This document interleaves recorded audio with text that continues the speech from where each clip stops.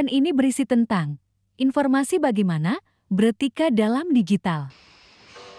Halo, Assalamualaikum. Saya Rohirman Utomo dengan NIM D200230230. Pada kesempatan kali ini saya akan membahas tentang etika digital, yaitu khususnya dalam bermedia sosial bagi kaum milenial maupun kaum Gen Z.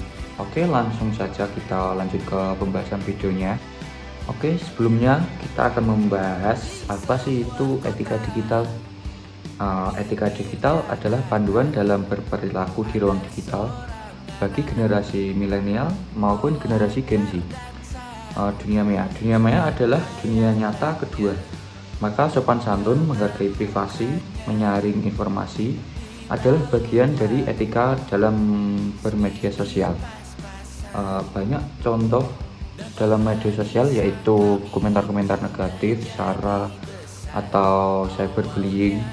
Terlebih lagi kalau kita mendapatkan berita-berita hoax yang belum tentu informasi tersebut benar atau tidak. Oke, di sini saya akan memberi contoh tentang berita hoax dan komentar-komentar negatif. Juga dengan mereka yang menjual air mata setiap menit, atau dengan pelaku skena yang bagimu keren selangit.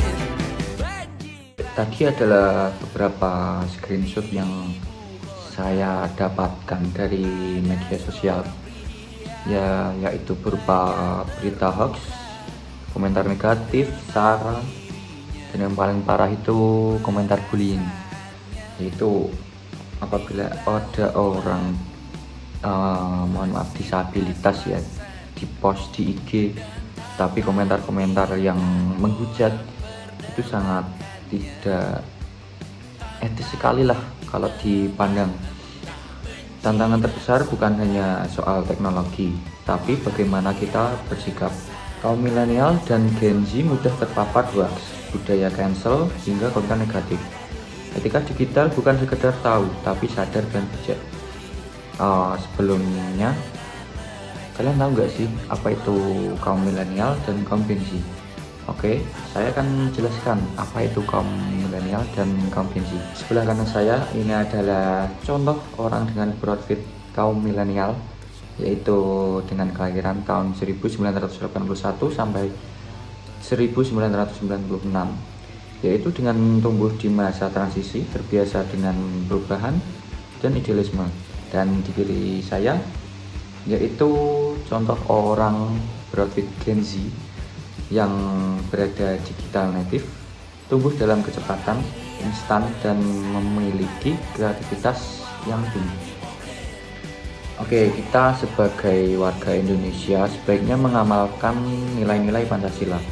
Yang pertama yaitu sila ketuhanan, jangan sebar kebencian atas dasar agama. Sila kedua, kemanusiaan, lawan perundungan digital, hargai hak orang lain. Sila ketiga, persatuan, stop provokasi, sara, jaga persatuan.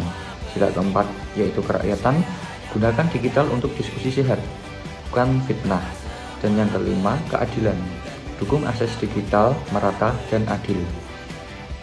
Oke, sebagai peran mahasiswa, kita sebaiknya memiliki peran yang sangat penting, yaitu mahasiswa bukan hanya pembelajar, tapi penyebar nilai. Kemudian mahasiswa bisa jadi influencer etika digital, yaitu dengan cara membuat konten positif, melawan hoax, dan menyuarakan nilai-nilai Pancasila.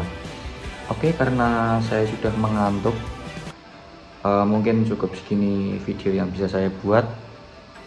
Wassalamualaikum warahmatullahi wabarakatuh.